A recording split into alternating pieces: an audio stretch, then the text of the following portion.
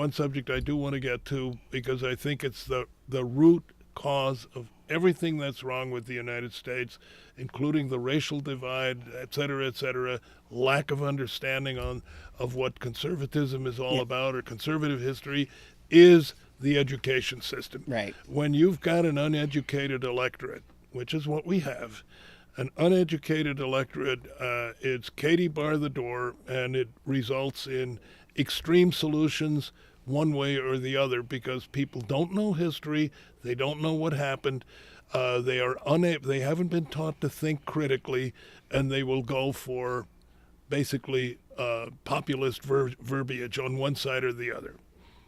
So speaking of education, so Donald Trump appoints Betsy DeVos, right, and America has lost its mind over Betsy DeVos. No, part of America has lost its mind. Part of America, but part she of America, helped. Part of America, and the media.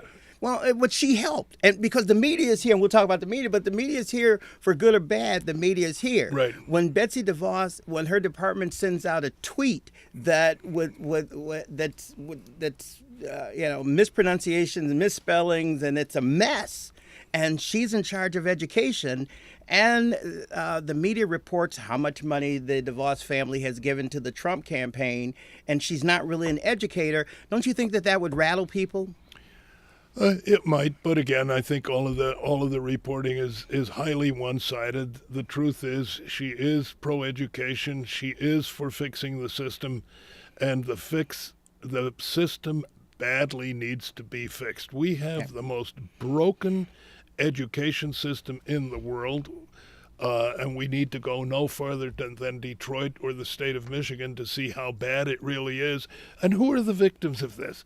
It's not the victims of the white middle class family, the children of the white middle class families, because they pull the kids out of this lousy system, or they have them in good Bloomfield Hills and Birmingham schools, or they put them in private schools and they get a decent education and they move on to college and become part of the future elite.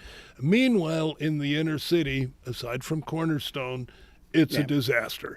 And these poor African American kids more or less attend school, are taught by teachers who may or may not be competent, and the whole system is whether you look at social promotions or everything, what the result is, high school graduates, quote unquote, who are incapable of writing a coherent sentence in most cases.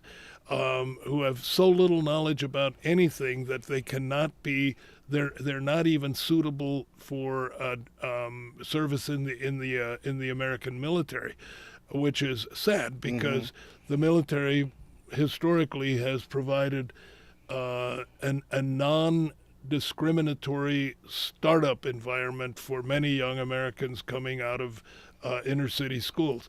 Well, if they're not qualified for the military, that's pathetic.